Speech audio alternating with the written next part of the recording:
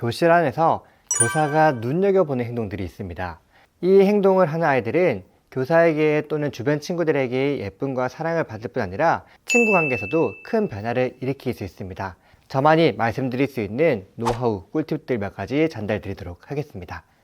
안녕하세요. 여러분의 담임 안쌤입니다. 5월달 연휴 잘 보내셨나요? 어린이날, 어버이날 정말 행사들이 많았는데 각 가정에서 많은 추억 만드셨기를 바라겠습니다. 오늘은 친구 관계에서 변화를 줄 수 있는 행동, 꿀팁들을 알려드리고자 합니다. 어떻게 보면 정말 사소한 행동이라고 볼 수 있겠지만 이 초등학교 때 쌓아온 이 작은 행동 하나가 중고등학교를 넘어서 성인 되어서도 주변 사람들로부터 칭찬과 예의, 매너 있다라는 이야기를 듣게 될 겁니다.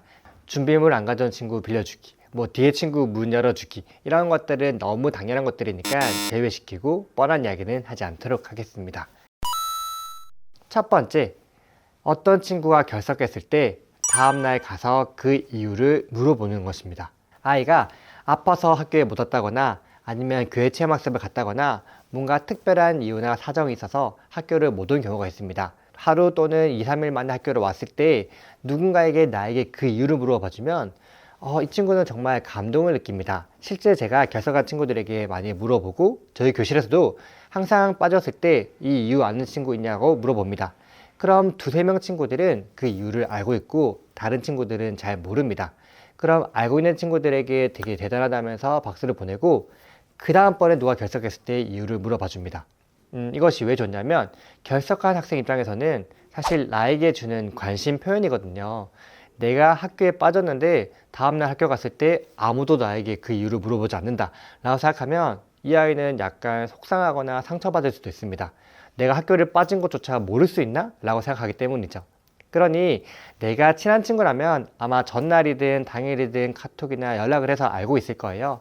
하지만 친하지 않지만 같은 반 친구라면 또는 친해지고 싶은 친구가 있다면 가서 혹시 어디 아팠니? 괜찮니? 어디 놀러 갔다 왔니? 이런 것들을 물어봐 주시면 자연스럽게 대화가 이어질 것이고 결정적으로는 또 다음번에 내가 부득이하게 빠질 경우에도 그 친구가 기억하고 있다가 나에게 물어봐 줄 겁니다.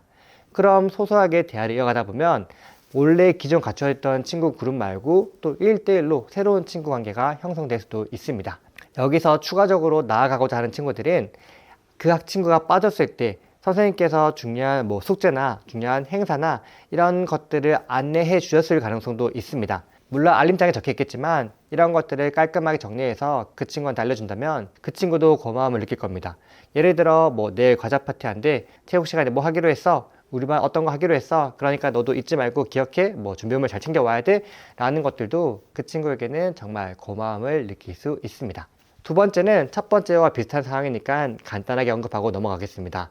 종종 수업 시간이나 쉬는 시간에 아파서 보건실에 갔다 오는 친구가 있습니다. 그럼 쉬는 시간에 같이 따라가주는 친구도 고맙고 보건실에 갔다 왔을 때, 교실에 왔을 때 그 친구에게 가서 어디가 아픈지, 왜 갔다 왔는지, 지금은 괜찮은지 이런 것들을 챙겨주는 꼼꼼한 친구들이 있습니다.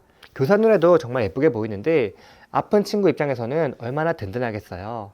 물론 고학년이 될수록 보건실에 간 이유를 물어보는 것이 살짝 조심스러운 부분일 수도 있습니다. 그런데 만약 그런 이유가 아니라면 진짜 다쳤다거나 피가 난다거나 체육하다가 넘어졌다거나 이런 경우라면 그 친구에게 물어봤을 때 전혀 부담 없이 대답해주고 돈독한 관계를 이어갈 수 있을 것이다. 세 번째는 휴지 챙기기입니다. 이것을 어떻게 보면 가족들이나 연인들끼리 하는 것이라고 볼 수도 있겠지만 사실 초등학교에서도 충분히 하는 친구들이 있습니다. 물론 초반에 제가 제 주변에 있던 친구들에게 휴지를 가끔씩 나눠줘서 그런지 모르겠지만 요즘에는 저한테 먼저 휴지를 주는 친구가 있습니다. 어떤 경우냐면 학교 급식 시간에 가끔씩 휴지가 필요한 경우가 있습니다.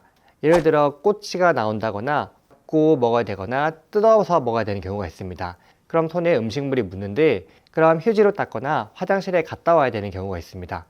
그런데 먼저 먹은 친구들이 또는 먹기 전에 자신의 휴지를 가지러 가면서 자기 옆에 앉은 친구나 같은 책상에 앉는 친구들 또는 교사에게 휴지를 가져다 주는 친구들이 있습니다. 이것을 저는 휴지 챙기기라고 했는데 어떻게 보면 정말 사소하면서도 간단한 행동이지만 받는 사람에게는 이 세심한 배려가 정말 감동으로 다가옵니다. 가끔씩 식당에 가면 휴지를 챙겨주시고 수저를 놓아주시는 분들 있죠. 그런 분들이 사실은 어릴 때부터 자연스럽게 잡힌 습관이라고 생각을 합니다. 저도 물론 초등학교 때부터 이 식당 가서 수저를 놓던 습관이 지금까지도 이어져 오고 있는데요. 우리 아이들에게도 내 거 챙기면서 주변 친구들 거 챙기는 것도 하나의 배려가 될 수 있다라는 것을 알려주시면 좋겠습니다. 네 번째는 이 세 번째와 비슷한 경우입니다. 교실에서 앞에 나가서 준비물을 챙겨와야 할 때 내 것만 챙기지 말고 내 짝 것도 함께 챙겨오는 경우입니다. 저는 지금 4학년이라 디벗 기기도 있고 또는 미술 시간에 필요한 물품들을 앞에 정리해 두고 있습니다. 그럼 아이들이 우르르 나오면 다칠 경우도 많기 때문에 몇 명씩 차례차례 가져가게 합니다. 초반에는 20명이면 20명이 다 나와서 하나씩 가져갔습니다. 근데 지금은 이제 10명 정도로 줄었습니다. 왜냐하면 짝끼리 협의를 하든 가위바위보를 하든 짝이 먼저 나오는 친구가 있다면 내 것과 내 짝 것만 가져가면 앞에도 혼란스럽지 않고 다치지도 않고 내가 내 친구 거 챙겨주니까 챙겨주는 고마움도 있고 받는 사람 입장에서도 나가지 않더라도 귀찮음을 없애줬으니까 고맙고 일석삼조 사조가 될 수 있는 행동입니다. 그러니 굳이 가위바위보 하지 말고 이번에 내가 친구 거 챙겨왔으면 그 다음번에는 내 짝이 또 챙겨와 준다 라는 마음으로 챙겨주는 것도 하나의 방법이 되겠습니다. 비슷한 경우로 미술 시간이 끝났을 때 또는 뭔가 수업 시간에 만들기가 끝났을 때 쓰레기를 버리러 가는 경우가 있습니다. 그때 이왕 일어나는 거 옆에 짝 것도 함께 버려주는 행동이라든지 연필을 깎을 때 옆에 친구 것도 같이 깎아주는 이런 것도 사실은 정말 세심한 배려이면서 매너 행동입니다. 이것이 결코 내가 낮아지는 행동이 아니라고 저는 생각을 합니다. 더군다나 이런 세심한 행동 하나하나를 인정해주고 고마운 친구가 있다면 그 친구는 정말 나랑 마음이 맞고 앞으로 친해질 가능성이 높은 친구들입니다. 그런데 반대로 유야 같은 행동을 했는데 이것을 고마워하지 않고 너무 당연하게 생각하고 다음번에 했을 때 또 너가 해, 지난번 해줬잖아, 왜 이번엔 안 해줘? 라고 반응하는 친구들이 있으면 그 친구는 앞으로 친해지지 않을 가능성이 높겠죠. 왜냐하면 고마움을 너무 당연하게 받아들이는 친구들은 앞으로도 갈등이 일어날 가능성이 높아집니다.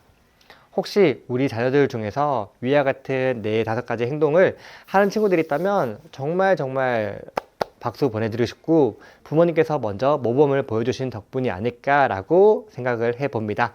우리 자녀들이 학교에서 이런 모습을 보인다면 또는 가정에서부터 먼저 이런 모습을 연습시켜 준다면 자연스럽게 성숙하고 매너 있는 학생이 아닌 성인으로 이어질 것이라고 장담합니다. 저도 어릴 때부터 그렇게 자라왔거든요. 우리 아이들도 이런 행동을 하나씩 한다면 친구 관계에서도 큰 변화가 생길 수 있고 새로운 친구도 많이 만들어질 수 있다 라고 말씀드리며 저는 다음 영상에서 인사드리겠습니다. 안녕히 계세요.